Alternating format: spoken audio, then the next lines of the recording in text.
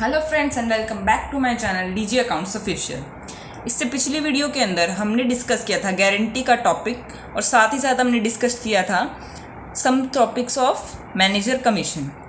इस वीडियो की स्टार्टिंग के अंदर मैं आपको एक क्वेश्चन दिखा रही हूँ। दिखने में बड़ा है लेकिन बहुत आसान है। अगर आपने वो वीडियो देखी है तो आप ये क्वेश्चन आराम से सॉल्व कर सकते हैं। इस क्वेश्चन के अंदर हम दोनों टॉपिक को एक साथ डिस्कस करने वाले हैं। इसके साथ ही साथ हम गारंटी के दो और मेजर टॉपिक्स भी कवर करेंगे, तो वीडियो को एंड तक देखना मत भूलिए। स्टार्ट करते हैं। क्वेश्चन स्टार्ट होता है, A and B are in partnership sharing profits and losses in the ratio 3:2। A B partner है, उनका प्रॉफिट शेयरिंग रेशियो है 3:2। They decided to admit C, उन्होंने डिसाइड किया कि सी को एडमिट करेंगे। देयर मैनेजर, जो सी है वो उनका मैनेजर है, as a partner with effect from 1 April 2016। इन्होंने डिसाइड किया सी जो इनका मैनेजर है अब उनको पार्टनर बनाएंगे। कब से? 1 अप्रैल 2016 से।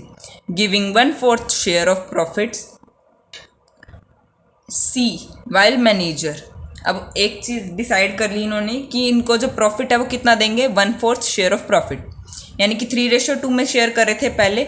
अब इनका जो रेशो है उसमें से 1/4 जो है कौन ले गया? सी ले गया।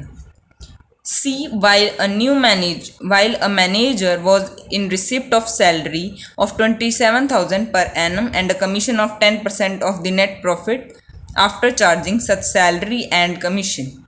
सी जब एक मैनेजर था तब उसको क्या मिलता था? सैलरी मिलती थी 27,000 पर एनम के हिसाब से और कमीशन मिलता था 10% पर एनम के हिसाब से after charging salary as well as commission, यानी कि सैलरी भी माइनस होती थी और कमीशन भी माइनस होता था प्रॉफिट में से जब इसका कमीशन कैलकुलेट होता था। उसके बाद in terms of partnership deed any excess amount which she will be entitled to receive over the amount which would have been due to him if he continued to be as a manager would have to be personally borne by A out of his share of profit। बहुत बड़ी सारी line होगी लेकिन इसका मतलब बहुत simple है। इसका मतलब ये है कि जब सी मैनेजर था तो उसको जो मिलता था ये सैलरी और कमीशन, इतना तो फर्म देगी ही देगी, ये फर्म की रिस्पॉन्सिबिलिटी है। लेकिन इससे ज़्यादा जो भी है यानी 1/4 देना है। अब तो वो पार्टनर हो गया, उसको 1/4 शेयर मिलना है, तो 1/4 के अंदर जो भी कमी रह जाएगी ये तो फर्म देगी ही देगी, लेकिन इसके ऊपर जो कमी रह जाएगी वो कौन देगा? ए देगा अपने शेयर ऑफ प्रॉफिट में से, यानी फर्म इसके लिए कुछ भी लायबल नहीं है, सिर्फ ए देगा। Profits for the year ended 31 March 2017 was 2,25,000। Profit कितने हुए? 2,25,000 before payment of salary and commission, यानी अब इसमें से सैलरी भी नहीं दी हुई है और कमीशन भी नहीं दिया है।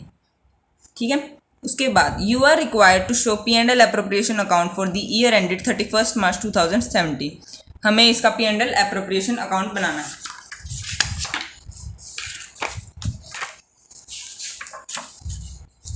सबसे पहले हम ये निकाल लेते हैं कि सी जब एक मैनेजर था तो उसको मिलता कितना था। C's income as a manager, salary मिलती थी और कमीशन मिलता था। सबसे पहले हमने निकाल लिया कमीशन। सैलरी तो पता ही है 27,000, कमीशन कितना है 25,000, 2,25,000 में से सैलरी कट कर ली। अब इसके ऊपर हमें कमीशन देना है। कमीशन कैसे निकालेंगे? 10/100 + 10, जो हमने पिछली वीडियो के अंदर कवर किया था वही टॉपिक आ रहा है, बस इसके अंदर हम पूरा मेथड नहीं करके दिखा रहे हैं, हम डायरेक्ट पुट करें वैल्यू 10/100 + 10। इसको कैलकुलेट किया तो आया 1,98,000। 10/110 किया तो आया 18,000। अब सी की इनकम कितनी हो गई? 27,000 सैलरी के और 18,000 कमीशन की, तो टोटल हो गया 45,000। यानी कि फर्म कितना देगी सी को? 45,000। सीज शेयर इन प्रॉफिट्स 1/4 जो उसको शेयर मिलना था वो कितना था? 2,25,000/4।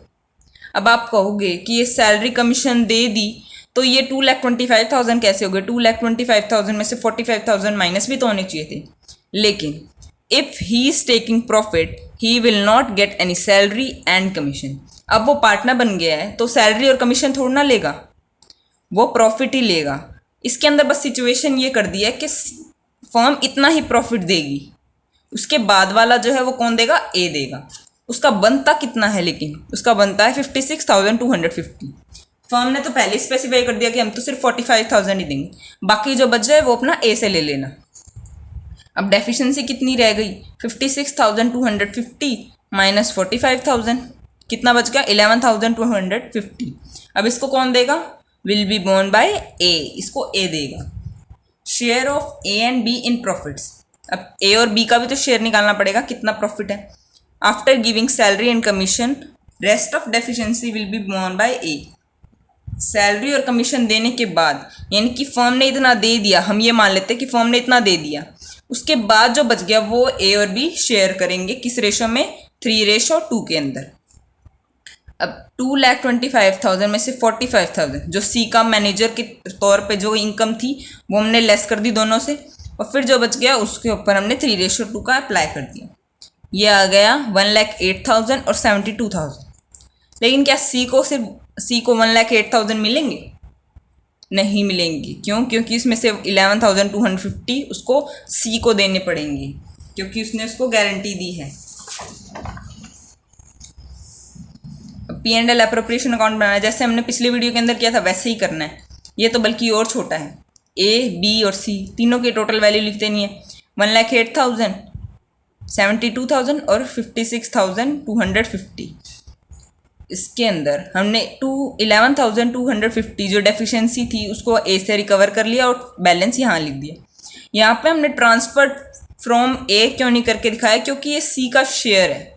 आप करके दिखाना चाहो तो वैसे दिखा सकते हो, बैलेंस तो यही आएगा और बैलेंस टोटल मैच भी हो जाएगा।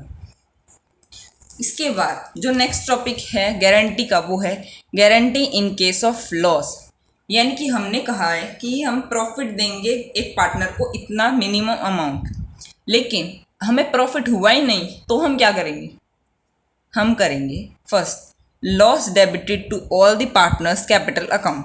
हम क्या करेंगे कि जो हमें लॉस हुआ है पहले हम उसको डिवाइड कर देंगे, कि हमें अगर मान लो 20,000 का लॉस हुआ है और 2 पार्टनर है तो हम उसको क्या करेंगे, इक्वली डिवाइड कर देंगे। अगर कोई रेशियो मेंशन नहीं है तो 10,000 10,000।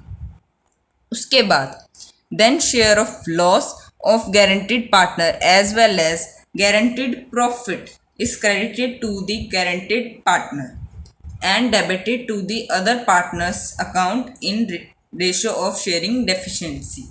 हम क्या करेंगे कि जो लॉस का शेयर है, यानी कि जो 10,000 हमने पार्टनर को दिए हैं वो, और साथ ही साथ अगर हमने 50,000 की गारंटी दी है तो वो 50,000, यानी कि टोटल 60,000 हम किसको देंगे, अब जिस पार्टनर को हमने गारंटी दी है। अब ये डिपेंड करता है कि किसने गारंटी दी है। जिसने गारंटी दी है वो गारंटी तो बियर करेगा, उसको वो डेफिशिएंसी तो बियर करनी पड़ेगी। अगर एक ने दी है तो उसके अमाउंट से कट जाएगा, और जिसने गारंटी ली है अगर एक साथ ली है, किसी रेशो के अंदर शेयर करना है तो वो रेशो के अंदर शेयर कर देंगे। उसके बाद ये तो था guarantee in case of loss. एक टॉपिक और रह गया गारंटी का ही, और क्या टॉपिक हो सकते हैं, ये टॉपिक है guarantee by partner to firm. अब तक हमने देखा गारंटी किसको मिल रही थी, पार्टनर को मिल रही थी, लेकिन अब किसको गारंटी मिल रही है, टू फर्म। अब गारंटी मिल रही है फर्म को। Firm is guaranteed a certain minimum amount by the partner. अब पार्टनर वादा कर रहा है फर्म को कि आपको इतना अमाउंट तो मैं दूंगा ही दूंगा। डायरेक्ट क्वेश्चन नहीं आता इससे, लेकिन थोड़ा बहुत घुमा के आता है कि आपको इतनी फीस कमा कर फर्म को देनी है, तो वो एक तरीके से गारंटी ही हो गई। तो इसको सॉल्व करने का क्या तरीका है, first step calculate deficiency. Deficiency को कैलकुलेट करना है। अब पार्टनर ने फर्म को कहा था कि मैं आपको 1,00,000 रुपए कमा कर दूंगा, लेकिन वो सिर्फ 80,000 ही कमा पाया, तो जो 20,000 की कमी है उसको हम क्या कहेंगे, deficiency. Deficiency is recovered from the partner who has given the guarantee to firm. हम क्या करेंगे, अब 20,000 जो कम रह गई उसको किससे रिकवर करेंगे, जिस पार्टनर ने गारंटी दी है। अगर ए ने गारंटी दी है तो हम 20,000 किससे मांगेंगे, ए से, चाहे उसने कमाए हो चाहे ना कमाए हो, हम उसकी कैपिटल में से निकाल लेंगे।